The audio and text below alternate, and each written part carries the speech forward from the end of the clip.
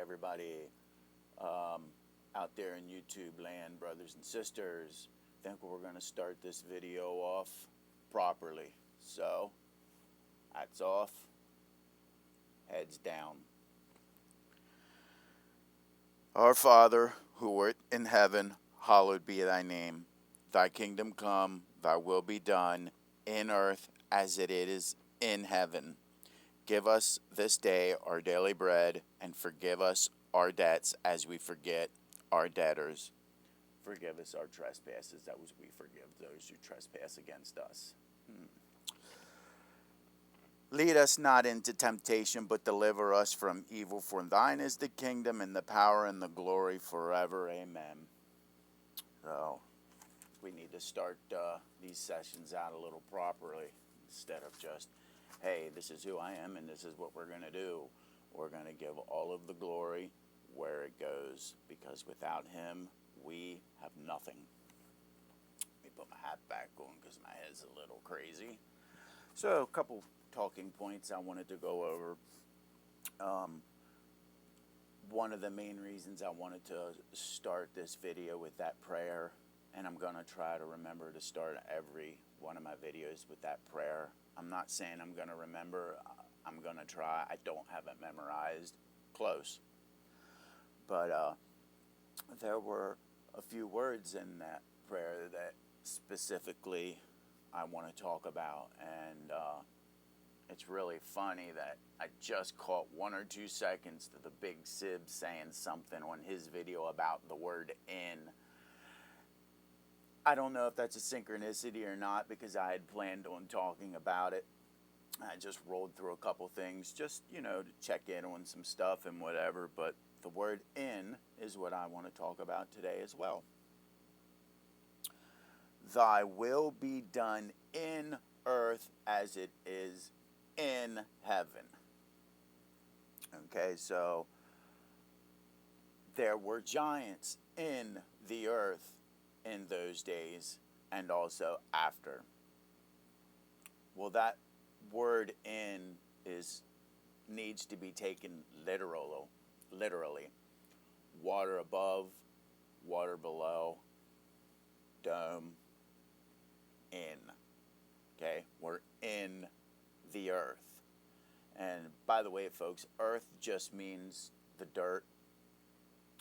Nowhere in the Bible does it ever equate earth to a spinning rock hurtling through the endless void of space right towards Lucifer's bosom. No, that's all nonsense. And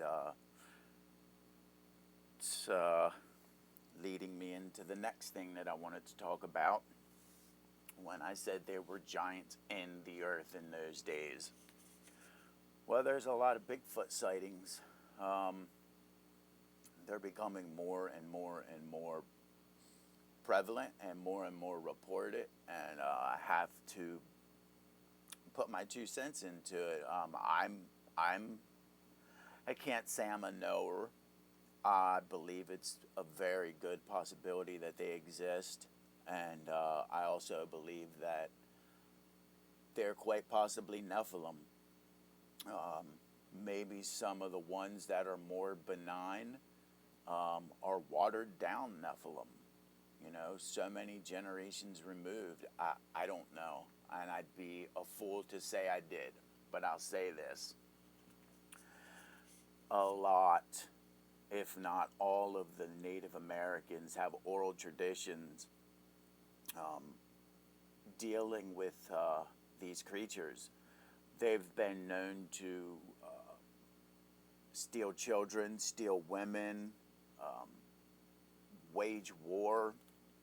There's the story of the Love Lock Cave, where I believe it was maybe Paiute Indians went and they knew they were in there, blocked the cave up with stuff, lit it on fire, and that stuff was then later found to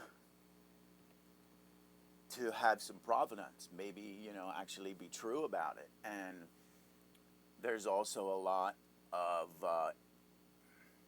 we'll call it hearsay, about how the Smithsonian are just gatekeepers. Do you think the Smithsonian wants a nation full of people knowing that there's giants all over this land when they're mentioned in the Bible? I highly doubt it. Sorry, guys, I'm chewing tobacco. I know I really got to quit. But so that got me to thinking, all these UFO sightings, all these Bigfoot sightings, and they've been known to go hand in hand. Well, I don't believe there's anything in the Bible that says that through the veil there's no technology. These demons could be coming back and forth through the veil on these UFOs and getting these Bigfoot creatures and, taking them back through the veil. Heck, maybe that's how they survived the flood. Maybe these demonic creatures have technology that are these UFOs. Maybe they came and scooped some of them up, took them back through the veil, for the 40 days and nights that it rained, and then I believe 365 days until the water started to recede. Not 100% sure on that, guys. As I mentioned to you before, I've been Christian my whole life, just not a very good one, and trying to turn that around. Oh yeah, I'm going to give a shout out to a channel, The Godlike Sea Warrior, Sharp Cookie.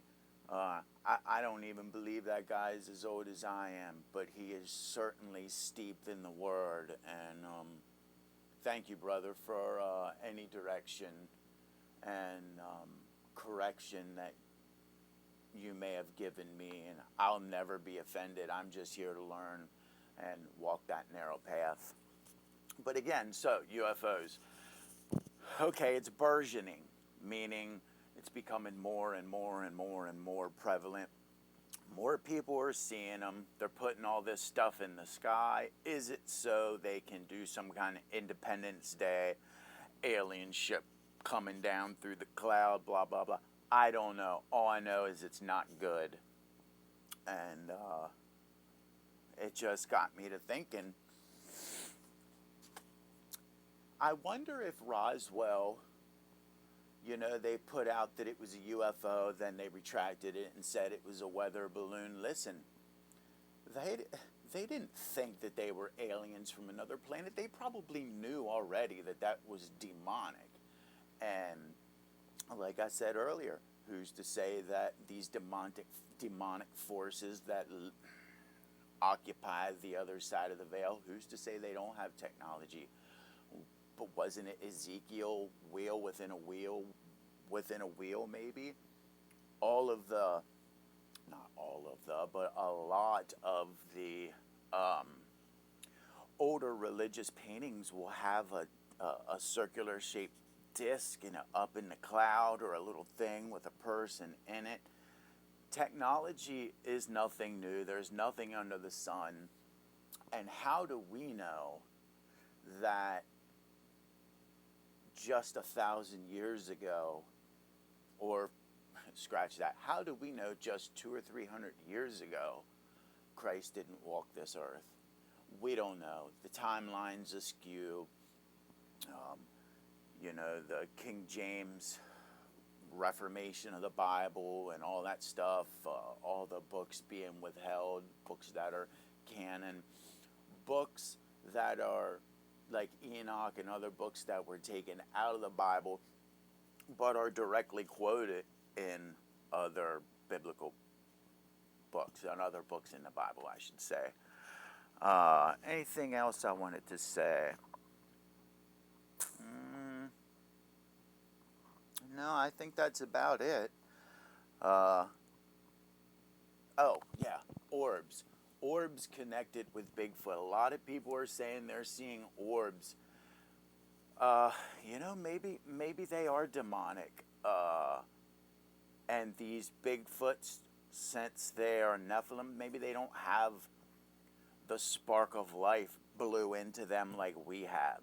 So maybe they're an NPC, and these orbs can then occupy them, control them, like a puppet, Not sure, just a thought I had.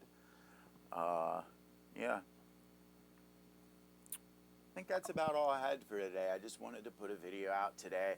I know my videos yesterday were absolutely horrible, but the important part was video 3 at minute 1 minute 10 seconds, and you check out that narrative that they got going on there. And any comments, welcome about that. Any comments, welcome about this. Let's get a discussion started. I live really close to some places that Bigfoot sightings were reported. The oldest Bigfoot sightings and oldest Bigfoot reportings are here on the East Coast. Everybody thinks it's out west. It's not. It's here. We were here first. First printing press, first newspaper, that all was on the East Coast. So yeah, there's lots of reportings here. That famous white Bigfoot that was filmed, that was right here in Pennsylvania. And honestly, it wasn't too far away from where I am, close to Gettysburg. Tons of state forests around Gettysburg, Michaud, Pine Grove Furnace, the Appalachian Trail. And I will be heading out for some weekend-long investigations up there. I might even get lucky and have some cell signal way up on top of Pole Steeple. I might even be able, well, I don't have 1,000 subs, so I won't be able to live stream. I'm doing this off of a crappy iPhone, and I'm about to buy another iPhone in a few weeks, so Tesla's enthusiasm is going to change. My icon's going to change. Everything's going to change. That was just because I was watching YouTube. If I'm going to be on YouTube, then I'm going to do what I think is important, and that's lead people to the truth, and the truth is the Word. And who is the Word? He was with God and was God. He was Jesus. Emmanuel. Stay well out there, brothers and sisters, until we speak again. Blessings.